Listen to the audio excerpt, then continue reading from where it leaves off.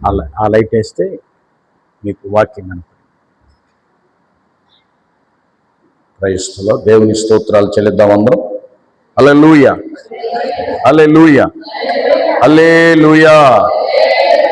దేవునికే మహిమ కలుగునుగాక. ఆమేన్. మంచిది. దేవుని సన్నిధిలో ఇంతవరకు ప్రార్థించినటువంటి మీ అందరికీ నా నిండు మనసుతో హృదయపూర్వక వందనాలు తెలియజేస్తున్నాను. దేవుడు మనలను ప్రేమించి కనికరించి పగటి కాలంలో ప్రభు ఇచ్చినటువంటి శ్రేష్టమైన ఘనమైన సమయంలో మీరందరూ కూడా ప్రార్థన చేశారు. అనేకుల కొరకు ఎంతమంది పేర్లు ఇచ్చారో మనకి వాళ్ళందరి కొరకు మీరు ప్రార్థన చేశారు. చాలా సంతోషం. మరి ఈ ప్రార్థనలన్నీ దేవుడు ఆలకించి తగిన కాలమందు ఈ ప్రార్థనలకు దేవుడు జవాబు అనుగ్రహించాలని మనం విశ్వాసంతో ప్రార్థన చేశాం. ఈరోజు చేసిన ప్రార్థన ఈరోజే జరగదు. కార్యం జరిగిద్దా? జరగదు. ఈరోజు చేసిన ప్రార్థన ఫలితం ఏదో ఒక రోజు మనం ఏం చేస్తాం? పొందుకుంటాం. విత్తనాన్ని వేసాం, వేయగానే చెట్టు వచ్చిద్దా? ఏమవుద్దమ్మా? విత్తనం వేసిన తర్వాత కొంతకాలం ఎదురు చూడాలి కదా. ఎదురు చూస్తే ఏమొస్తుంది? చక్కగా మొలక, పూత, పిందె, కాయ. కాబట్టి ప్రార్థన, ఒక క్రైస్తవుడి యొక్క ప్రార్థన, మనం చేస్తున్న ప్రతి ప్రార్థన తగిన కాలమందు మనకు జవాబు అనుగ్రహిస్తుంది అనేది మన నమ్మకం, విశ్వాసం. ప్రియమైన పిల్లలారా, అట్లాగని ఎట్లాగున్నారు గత వారం అంతా? ఎట్లాగున్నారు? దేవుని దయ వలన అందరూ కూడా క్షేమంగా ఉన్నందుకు ఒకసారి స్తోత్రాలు చెల్లిద్దామా? గట్టిగా చెల్లించండి, యాక్టివ్గా చెల్లించండి, సంతోషంగా చెల్లించండి. దేవునికే మహిమ కలుగునుగాక. ఆమేన్. దేవుని సన్నిధిలో గడిచినటువంటి వారం దేవుడు జరిగించిన ప్రార్థనలను బట్టి కూడా దేవుని స్తుతిస్తున్నాను, దేవుని గణపరుస్తున్నాను. అట్లాగనే గతకాలం అంతా దేవుడు మనల్ని కాచి కాపాడి తన యొక్క సజీవమైనటువంటి రెక్కల కింద భద్రపరిచి ప్రభు మనందరికీ ఏమి ఇచ్చాడు? క్షేమాన్ని, ఆరోగ్యాన్ని, ఆశీర్వాదాన్ని ఇచ్చాడని మనం నమ్ముతున్నాం. పోయిన వారం వాక్యం గుర్తుందా అమ్మా? పోయిన వారం దేవుని వాక్యం శుక్రవారం మనం చదువుకున్నాం కదా అమ్మా.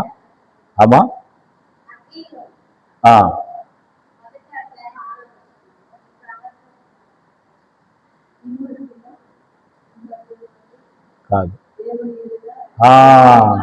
2వ తిమోతి 2వ అధ్యాయం 15వ వచనం.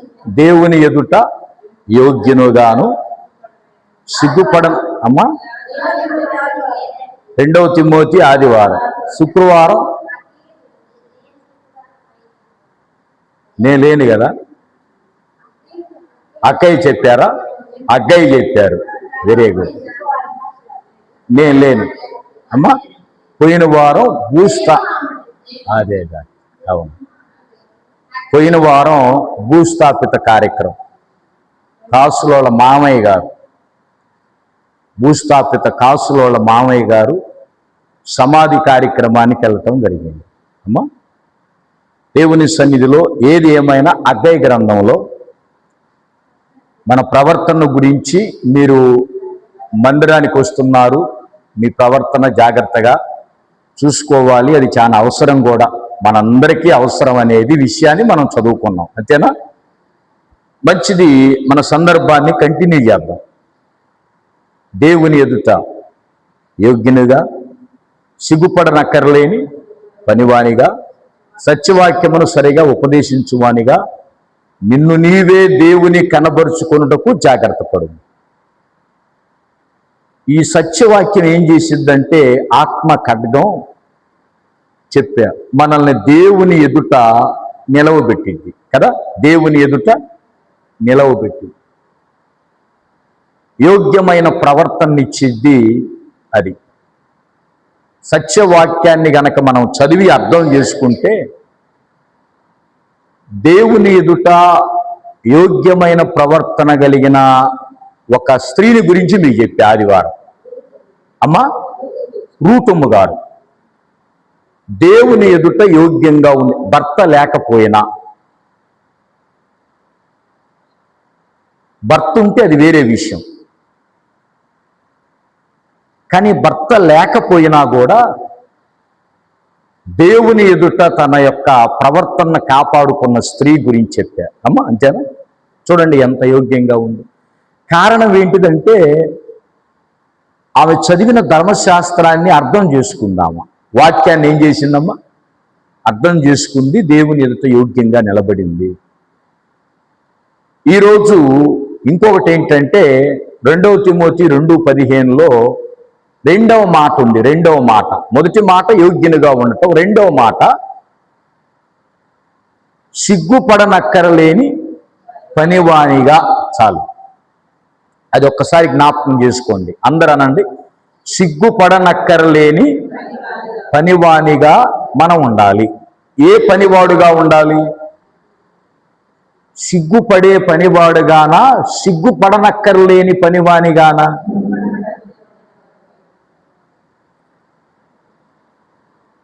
పనివాడు ఏ పనివాడు? లోక సంబంధమైన పనివాడు కాదు. మరలా బైబిల్లో చెప్పింది దేవుని పని చేసేవాడు. ఎవరమ్మా? దేవుని పని చేసేవాడు. రేపొద్దున ప్రభు వచ్చినప్పుడు వాడు సిగ్గుపడకూడదు. సిగ్గుపడేది ఎవరు? పెళ్లి సంబంధానికి పోయినప్పుడు తల వంచుకునే వాళ్ళ గురించి కాదు నేను చెప్పింది, వాళ్ళ గురించి కాదు. సిగ్గుపడేది ఎవరు? ఏదైనా పొరపాటు చేసినప్పుడు, లెక్కల తేడా రాసినప్పుడు, ఏదైనా చెప్పింది చేయనప్పుడు ఏం చేస్తాడు మనిషి? తలదించుకుంటాడు. అంటే సిగ్గుపడేవాడుగా ఉంటాడు. సిగ్గుపడాలి. కానీ ఈ సత్యవాక్యం ఏం చేసిద్దంటే మనల్ని రేపు ఆయన వచ్చినప్పుడు సిగ్గుపడనక్కర్లేని పనివానిగా ఆయన ఎదుట మనల్ని నిలబెట్టేది ఈ వాక్యం. స్తోత్రం చెప్పండి. హల్లెలూయా, దేవునికి మహిమ కలుగునుగాక. ఈ వాక్యం ఏం చేసిద్దంటే నిన్ను ఒక మంచి పనివాడిగా సిద్ధపరిచింది. ఇప్పుడు కొంతమంది పని వాళ్ళల్లో కూడా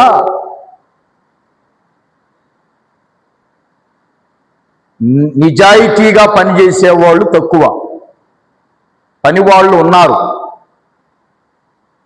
యజమాని ఉన్నప్పుడు ఒక రకంగా పనిచేస్తారు, యజమాని లేనప్పుడు లేరంటారా? చేనాయన గనక ఉన్నాడనుకో, చేలో ఇప్పుడు యజమాని ఉన్నాడు, ఎట్లాగూ వస్తావు నువ్వు? మిరపకాయలు పోయే వాళ్ళని అడుగుతుంది, నేను పోతున్నా మిరపకాయలకి ఏమన్నా. ఇప్పుడు యజమాని ఉన్నప్పుడు ఎట్లా పోతారు? ఎట్లా పోతారు? యజమాని లేనప్పుడు ఆయనటు పోనీయటం చిన్నంగా, అంటే లేడు కదా పోయొచ్చులే చెయ్యొచ్చులే, ఆయన ఉన్నప్పుడు మళ్ళా చేద్దాం. పనివాడు చూడండి, ఈ యజమాని చూడకపోవచ్చు. ఏ యజమాని? ఈ యజమాని. ఇంకొక యజమాని ఉన్నాడు మనకి. ఎవరాయన? ఆయన చూస్తున్నాడా లేదా? యేసయ్యకు మహిమ కలుగునుగాక. కాబట్టి మనం జాగ్రత్తగా గమనిస్తే ఆ యజమానికి మనం భయపడి పని చేసే వారముగా ఉండుముగాక. అందుకని ప్రియమైన దేవుని పిల్లలారా, పనివాడు, దేవుని పనివాడు, యథార్థంగా చేసేవాళ్ళు దేవునికి కావాలి. యథార్థంగా చేసేవాళ్ళు దేవునికి కావాలి. పాస్టర్ గారు ఉన్నప్పుడు ఒక రకంగా, పాస్టర్ గారు లేనప్పుడు నేను జయముగా చెబుతున్నారు, పాస్టర్ గారు మీరు లేకపోయేసరికి అసలు ప్రార్థన ఎట్ట చేస్తున్నారో ఎట్నుంచి ఎటు వస్తున్నారో కూడా తెలియటం లేదు అంటే నీ యథార్థత అనేది ఇక్కడే ఉంది. నేనున్నాను, అయ్యో పాస్టర్ గారు లేరే, మనం మౌనంగా చేసి పక్కోళ్ళకి ఇద్దామే, యథార్థత. పాస్టర్ గారు లేడే, మన ఇష్టం వచ్చిన అర్ధగంట అయినా చేయొచ్చులే. ఆయన చూస్తున్నాడు, జయమ్మ గారు చెబుతుంది, బాధపడుతుంది. చూడండి, యథార్థత. సేవకుడు లేకపోయినా ఉన్నాడు అని భావిస్తే అది యథార్థత. ఉన్నాడు. ఏసన్న గారి దగ్గర ఇద్దరు పనోళ్ళు ఉంటారంట, ఏసన్న గారికి సేవ చేయటానికి. ఎంతమంది ఉంటారు? ఇద్దరు ఉంటారంట, రమేష్ సురేష్. ఒకరోజు మోటార్ ఆగిపోయిందంట ఏసన్న గారి దగ్గర. అరే అంత దూరం ఉంది పంపు, మంచినీళ్ళు కొట్టుకొని రండి, స్నానం చేస్తాను, బకెట్లు నీళ్లు తీసుకొని రండి అన్నాడంట. సురేష్ పంపు కాడ కొట్టుకొని పాపం ఏదో చెమట్లో కొట్టుకుంటా సురేష్ ఆ బకెట్ తీసుకొని వస్తున్నాడు. రమేష్ గడపకాడుండి, అరే ఈ గడపకా నుంచి నేను లోపల తీసిపోతారా, ఇక్కడి నుంచి నాకేమన్నాడు బకెట్. ఎక్కడేమన్నాడు? అక్కడి నుంచి తెచ్చింది ఎవరు? సురేష్. కష్టపడి తెచ్చాడు. వింటున్నారా అమ్మ? అర్థమవుతుంది కదా? కష్టపడి తెచ్చినోడేమో గడప 1 కిలోమీటర్ నుంచి ఎండలో మోసుకొని వచ్చాడు సురేష్. రమేష్ అన్నోడు గడప దగ్గర కూర్చొని ఏం చేశాడు? అరే గడపకా నుంచి నేను పట్టుకొని పోతానని ఆ బకెట్ని రమేష్ పోయి ఏసన్న గారి దగ్గర, ఏసన్న గారు ఎంత దూరం నుంచి తెచ్చాను అన్నాడంట. ఏసన్న గారు చూడలేదుగా. అరే సురేష్, రమేష్ చూడరా ఎంత దూరం తెచ్చిండు, నువ్వేంద్ర అట్లే కూర్చున్నావు అన్నాడంట. తెచ్చింది ఎవరు? కానీ ఏసన్న గారు పొగిడింది ఎవరు?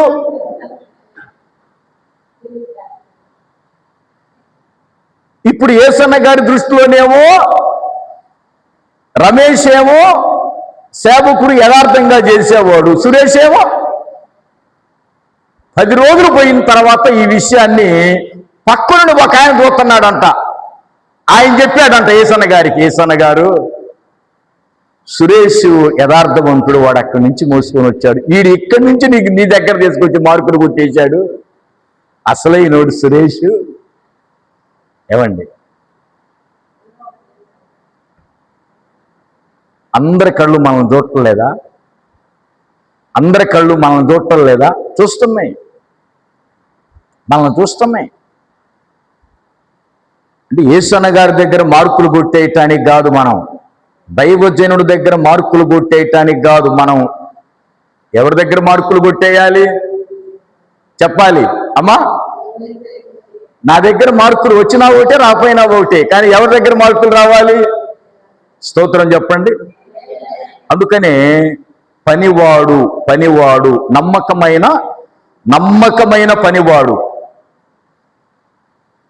ప్రియమైన దేవుని పిల్లలారా, జాగ్రత్తగా వినండి. దేవుని ఎదుట నమ్మకంగా పనిచేసే వాని మీద దేవుడు ఏం కుమ్మరిస్తాడంట?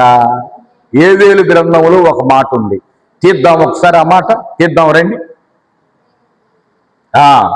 ఇప్పుడు నమ్మకంగా నువ్వు దేవుని పని చేసావు అనుకో, మనుషులు చూడటం లేదు, మనుషులు చూడాలని నువ్వు చేయొద్దు, లేకపోతే సేవకులు చూడాలని, తల్లిదండ్రులు చూడాలని చేయొద్దు.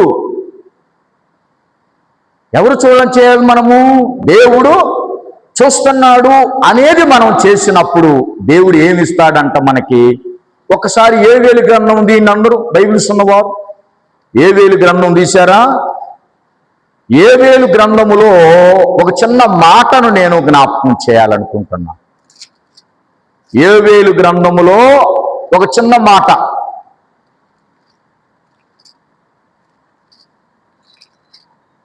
తీశారా అందరూ? యోవేలు గ్రంథం తీశారా? 29వ వచనం చదవండి. యోవేలు గ్రంథం 2వ అధ్యాయం 29. యోవేలు గ్రంథము 2వ అధ్యాయం 29. ఆ దినములలో నేను పనివారి మీదను పనికత్తెల మీదను ఏం కుమ్మరిస్తానంటున్నాడు? అమ్మా, ఏం కుమ్మరిస్తానంటున్నాడు? ఎవరి మీద ఆత్మను కుమ్మరిస్తాడంట? ఇప్పుడు చెప్పండి, ఎవరి మీద ఆత్మను కుమ్మరిస్తాడు? ఆ దినములలో. ఏ దినములలో? అంచె దినములు, అంటే ఈ దినాలలో పనివారి మీద, పనికత్తెల మీద నా ఆత్మను కుమ్మరిస్తానన్నాడు. ఇప్పుడు పనివారంటే అందరూ పనివారే. పనివారు చాలా మంది ఉన్నారు, కానీ అందరి మీద కుమ్మరించరు. నమ్మకంగా పనిచేస్తారు, చూసారా? ఎట్లాగమ్మా? ఎట్లాగా నమ్మకంగా పనిచేస్తారు, చూసారా? వాళ్ళ మీద దేవుడు ఏం కుమ్మరిస్తాడు? దేవుని ఆత్మను కుమ్మరించునుగాక. నమ్మకమైన వారుగా మనం ఉండాలి. దేవుని ఎదుట నీవు నమ్మకంగా ఉంటే, యథార్థంగా ఉంటే, మన మీద దేవుడు ఏం కుమ్మరిస్తాడు? ఆత్మను కుమ్మరిస్తాడు. నమ్మకమైన వాడు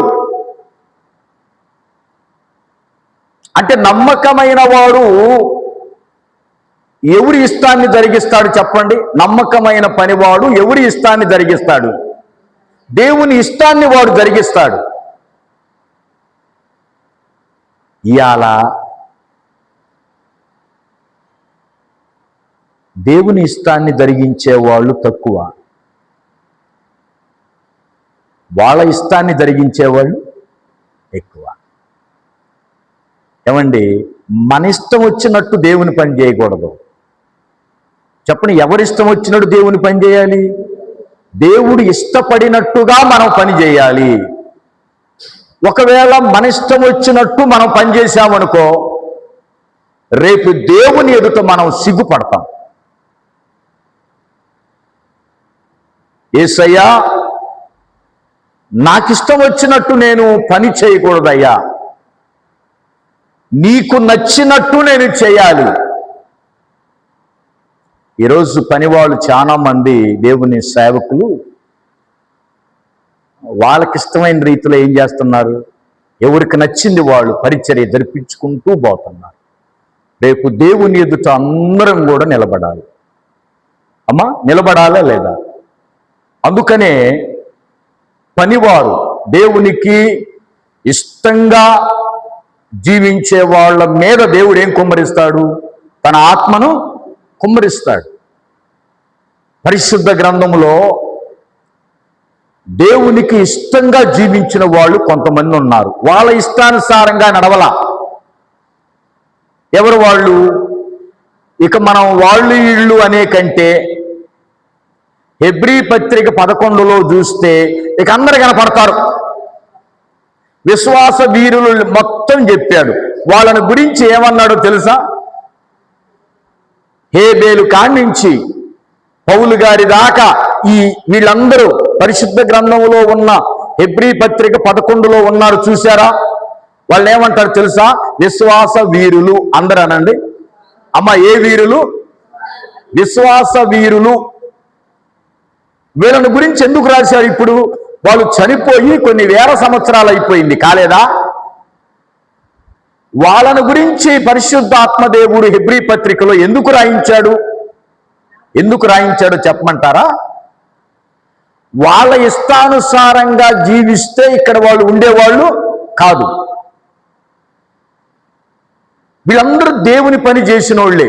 చేయలేదా వీళ్ళు? హెబ్రీ పత్రిక 11లో ఉన్న వాళ్ళందరూ దేవుని పని చేయలేదా? చేశారు. వీళ్ళు ఎట్లాగా చేశారో తెలుసా? దేవునికి ఇష్టంగా చేశారు. దేవుని స్తోత్రం చెప్పండి. హెబ్రీ పత్రిక 11లో 5వ వచనం చదవండి. మనకి ఒక వ్యక్తిని గురించే చదివి నేను ముగిస్తా. ఒక వ్యక్తిని గురించి, విశ్వాసమును బట్టి హనోకు మరణము చూడకుండునట్లు కొనిపోబడెను. అతడు కొనిపోబడక మునుపు దేవునికి ఇష్టుడై ఉండెనని సాక్ష్యము పొందెను. కాగా దేవుడు అతనిని కొనిపోయెను, కనుక అతను కనబడలేదు. స్తోత్రం చెప్పండి ఈ మాటకి. ఎవరి వ్యక్తి? అమ్మా, అందరూ అనాలి. ఎవరి వ్యక్తి? హనోకు. హనోకు దేవునితో నడిచిన వ్యక్తిని మనందరికీ తెలుసు. ఎవరితో నడిచిన వ్యక్తి? దేవునితో నడిచిన వ్యక్తి. ఈయన ఎట్లాగా జీవించాడు? అతను కొనిపోబడక మునుపు, కొనిపోబడిన తర్వాత, కొనిపోబడక ముందా అమ్మా? చనిపోయిన తర్వాత, చనిపోక ముందా? చెప్పాలి. చనిపోక ముందే ఎట్లాగా జీవించాడు? దేవునికి ఇష్టుడై ఉండేనని సాక్ష్యం పొందాడు. తన ఇష్టానుసారంగా నడవల, లోకములో వాళ్ళ ఇష్టానుసారంగా నడవల. ఈయన ఎవరి ఇష్టానుసారంగా నడిచాడు? ఈ పనివాడు, అయ్యా నేను నీ పని చేస్తున్నా, నీకిష్టంగా నేను చేయాలి, నీకు ఇష్టమైనదేదో బయలుపరచు, నేను చేస్తా, నీకిష్టమైంది ఏందో బయలుపరచు, నేను చేస్తా అన్నాడే తప్ప తన ఇష్టాన్ని ఎప్పుడూ దేవుడి ముందు పెట్టాడా? పెట్టలా. మరి మనమైతే, అయ్యా నాకు ఇదంటే ఇష్టం అయ్యా, నువ్వు ఎప్పుడు చేస్తావయ్యా, దీనికోసం నేను 5 వారాలు ఉపవాసం ఉంటానయ్యా, ఇది నాకు ఇష్టం అయ్యా. మన ఇష్టాలు దేవుడి ముందు పెడుతున్నాం, మన కోరికలు దేవుని ముందు పెడుతున్నాం, మన ఇష్టాలు దేవుని ముందు పెడుతున్నాం. కానీ హనోకు తన ఇష్టాన్ని దేవుని ముందు పెట్టలా. దేవుని ముందు ఏం పెట్టాడు? నీ ఇష్టం ఏంటో చెప్పు, నేను జరిగిస్తా. స్తోత్రం చెప్పండి. ఎప్పుడైనా మనం అడిగామా ఆ మాట? అడిగిన వాళ్ళు చేయొద్దండి. అందరు అడిగారా? అందరు అడుగుతున్నారా? అమ్మో, వెరీ గుడ్. దేవుని స్తోత్రం నాయన. అడుగుదాం. తండ్రి నా ఇష్టం కాదు, నీ ఇష్ట ప్రకారంగా నన్ను నడిపించు, నన్ను వాడుకో. మనకు చాలా ఇష్టాలు ఉంటాయి, లేవు ఉన్నవంటారా? మన ఇష్టానుసారంగా మన పని చేస్తే రేపొద్దున ఆయన ఎదుట తలదించుకుంటాం. దేవుని ఇష్టానుసారంగా సేవ చేస్తే ఆయన ఎదుట తల పైకెత్తబడతాం. దేవునికి మహిమ కలుగును గాక. ప్రార్థన చేసుకుందాం. తండ్రి, నా ఇష్టానుసారంగా కాదు, హనోకు నడిచినట్టుగా, హనోకు ఒక మంచి పనివాడుగా సాక్ష్యం పొందాడు. అందుకనే హనోకు మీద దేవుని ఆత్మను కుమ్మరించాడు. ఈరోజు మనం దేవుని పని నమ్మకంగా చేయగలిగితే, నమ్మకంగా ప్రార్థన చేయగలిగితే, నమ్మకంగా సేవ చేయగలిగితే, దేవుడు విడిచిపెట్టే దేవుడు కాదు. స్తోత్రం చెప్పండి గట్టిగా. మనం నమ్మకంగా పని చేయకపోతే దేవుడు విడిచిపెడితే సాతాను పట్టుకుంటాడు. అమ్మా, సాతాను విడిచిపెడితే దేవుడు పట్టుకుంటాడు. అందుకని ప్రియమైన దేవుని పిల్లలారా, మనం జాగ్రత్తగా గమనిస్తే ఈరోజు, అయ్యా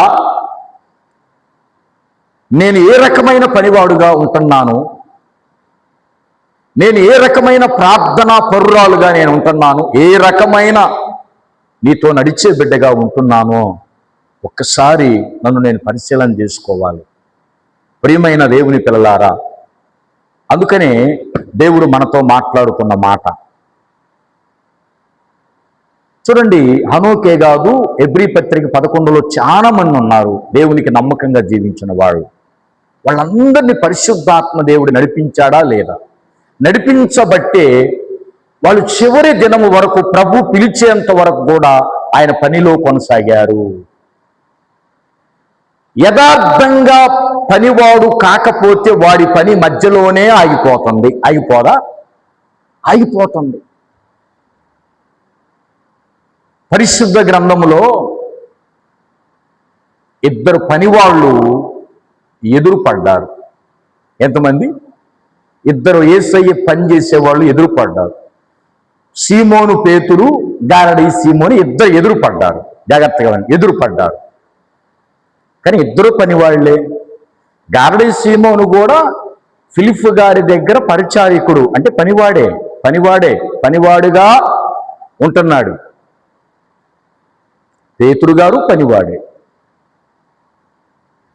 కానీ గారడీ సీమోను యొక్క జీవితం మధ్యలోనే ఏమైంది? దేవుని సన్నిధిలో నుంచి వెళ్ళిపోయాడా లాస్ట్ వరకు ఉన్నాడమ్మా? ఎందుకని లేడు చెప్పమంటారా? యువతల దేవుని ఆత్మ పొందిన పనివాడు అన్నాడు, నానా నీకు దేవుని పని చేయాలని ఉంది కానీ నువ్వు దేవుని పని చేయలేవు అన్నాడంట.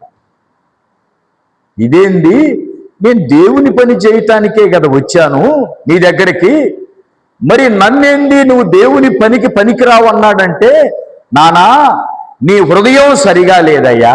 ఏం లేదు?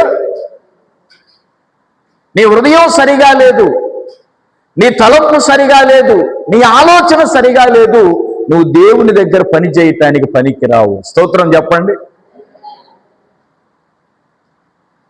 గారడీ సీమోన్ ఏమన్నాడో తెలుసా? నీవలే ఆత్మను పొందుకోవాలని నాకు ఆశగా ఉందన్నాడు. నీవలే పని చేయాలని నాకు ఆశగా ఉంది. పేతురు గారి వలే పని చేయాలని ఆశగా ఉంది. చాలు, మంచిదే. ఆశ ఉండటం అందరికీ మంచిదే కదా. అందరికి ఆశ ఉంటుంది. పేతురు గారి లాంటి వాడు కావాలని, యేసన్న గారి లాంటి దైవజనుడు కావాలని అందరికి ఆశ ఉండదా? ఆయన చూసినప్పుడల్లా అనుకునేవాళ్ళం, అబ్బా ఈయనలాగా సేవ చేస్తే ఎంత బాగుండును. మంచిదే. ఆ స్థాయికి చేరాలంటే మన హృదయాన్ని ఏం చేయాలి? సరి చేసుకొని నమ్మకమైన పనివారుగా కొనసాగినప్పుడు దేవుడు ఆశీర్వదించును గాక. యేసన్న గారు నమ్మకమైన పనివాడండి. ఎందుకో ఈ సమయంలో ఆయన జ్ఞాపకం వచ్చారు. ఎందుకు నమ్మకమైన పనివాడో తెలుసా? లాస్ట్లో ఆయన విశ్రాంతి తీసుకోమన్నారు డాక్టర్లు. జాగ్రత్తగా వినండి, విశ్రాంతి తీసుకోమన్నారు డాక్టర్లు. కానీ నేను రెస్ట్ తీసుకోనన్నాడు. రెస్ట్ తీసుకోకపోతే 2 నెలలు బతికే వ్యక్తివి నెలకే చనిపోతాం అన్నాడు డాక్టర్ గారు. అయినా పర్వాలేదు, నెల ఉందిగా. ఆయన చూడు, ఆయన అంటాం నెల ఉందిగా, ఈ నెల అయినా నేను దేవుని పని చేయాలి. ఆయన వీడియో మీరు చూశారా? పోయిన గుడారాల్లో ఆయన వీడియో ఎంతమంది చూశారు? చేయొద్దండి. రమేష్ అన్న గారు వాక్యం చెబుతుంటే తెర మీద యేసన్న గారు కారులో కూర్చొని వాక్యం చెప్పటం, కారులో నల్ల కప్పేసుకొని కూర్చోవటం, ఆ వీడియో ఎంతమంది చూశారు? అమ్మా, రమేష్ అన్న చెబుతూ కన్నీరు గారుస్తూ, పనివాడంటే అట్లాగుండాలి. లాస్ట్ వరకు దేవుని సువార్త కారులో కూర్చొని ఆయన వాక్యం చెప్పాడంట. ఒక్కసారి చప్పట్లు కొడదాం గట్టిగా.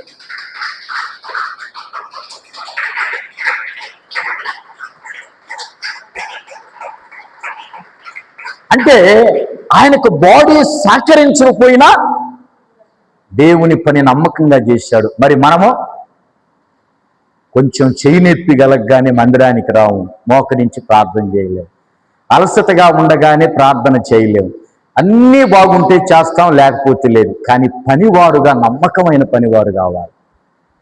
లాస్ట్ వరకు కూడా ఓపిక ఉన్నా లేకపోయినా ఓపిక తెచ్చుకొని నేను అమ్మమ్మను చూశా.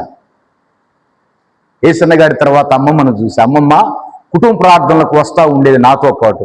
నేనున్నాను కదా, నువ్వు ఎందుకు అమ్మమ్మ ఆటో ఎక్కలేవు దిగలేవు? ఎందుకని? భారీ దేహం కలిగిన మనిషి కదా, నలుగురు ఎత్తాలి, నలుగురు దించాలి. అమ్మమ్మ నువ్వు ఎందుకమ్మా అంటే, అయ్యా మీరందరూ కుటుంబ ప్రార్థనలో ఉంటే నా ప్రాణమంతా అక్కడే ఉంటుందయ్యా.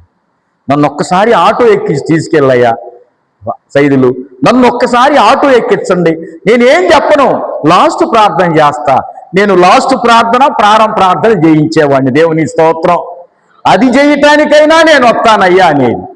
చూడండి, నేను అనుకున్నాను ఆ వయసులో, ఆ 90 ఏళ్ల వయసులో దేవుని పని చేయాలనే ఒక ఆసక్తి, అటువంటి పని కట్టెల మీద దేవుడు ఏం కుమ్మరిస్తానంటున్నాడు? ఇందా చదివారు, నా పని కట్టెల మీద. అంటే ఆ లాస్ట్ వరకు దేవుని పని చేసేవారి మీద దేవుడు కుమ్మరిస్తాడు. యేసన్న గారిని చూసాము, ఇంకా కొంతమంది దైవజనులు చాలా మంది ఉన్నారు దేవుని పని చేసేవాళ్ళు. ఇప్పుడు మా కుటుంబ ప్రార్థనకి ఎంతమంది ఉంటారు? 2 ఉంటారు. 2 అయితే నేను రాను. ఒక 50 మంది ఉంటారా? వస్తా. 100 మంది ఉంటారా? వస్తా మీటింగ్కి. 2 అయితే రాను అనేవాళ్ళు లేరా? ఉన్నారు ఇవాళ దైవజనులు. కానీ యేసయ్య ఒక్క ఒక్క ఆత్మ కోసం 20 కిలోమీటర్ల ఎండలో నడిచి ఒక్క స్త్రీకి వాక్యం చెప్పటానికి వెళ్ళాడు. స్తోత్రం చెప్పు. ఎవరా స్త్రీ? సమరయ స్త్రీ దగ్గరికి ఎండలో నడుచుకుంటూ వెళ్ళాడు. బావి దగ్గర 10 మంది ఉన్నారు, 20 మంది ఉన్నారు, ఒక్క ఉందా? ఆ ఒక్క ఆత్మే నేను నా తండ్రి పని చేస్తే, ఈ ఒక్క ఆత్మను యేసయ్యకి నా తండ్రికి అప్పగిస్తే చాలు, ఆ ఒక్క ఆత్మ కొన్ని 100 ఆత్మలను రక్షించగలదు. చూడండి, దేవుని పనివాడు, అటువంటి పనివారు రేపు సిగ్గుపడరు. దేవుని స్తోత్రం చెప్పండి. అందుకని ఈరోజు యేసయ్యా, నేను చివరి వరకు నీ పని నమ్మకంగా చేయాలి, మరణం వచ్చేంత వరకు నీ పని నమ్మకంగా చేయాలని మనం ప్రార్థన చేసుకుందాం. ఈ సత్యవాక్యం ఏం చేసిద్దంటే, ఈ వాక్యం ఒక మంచి పనివాడుగా నేను నిలబెట్టిద్ది. చదవగలిగితే అర్థం చేసుకుంటే, అది అర్థం కాకపోతే నువ్వు యేసయ్య పని చేయలేవు. కాబట్టి అది ధరిస్తాం, ఆత్మ ఖడ్గాన్ని ధరించుకుందాం, వాక్యాన్ని ధరించుకొని ప్రభువుకు నమ్మకమైన పనివారిగా జీవిద్దాం.